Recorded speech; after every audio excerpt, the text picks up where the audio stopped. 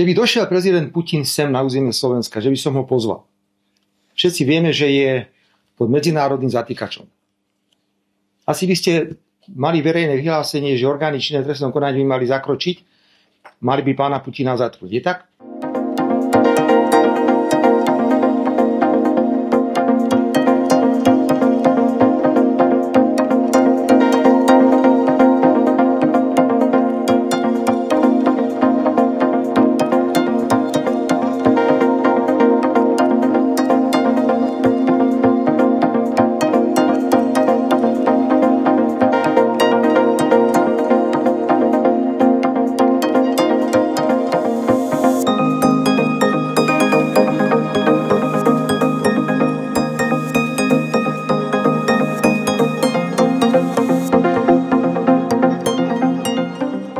Ja tu nie som na to, aby som šiel po ruke prezidentovi Zelenskému.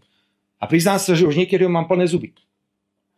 Chodí po tej Európe, len žobre a vydiera, ostatných pýta peniaze. Jednoducho toto musí skončiť.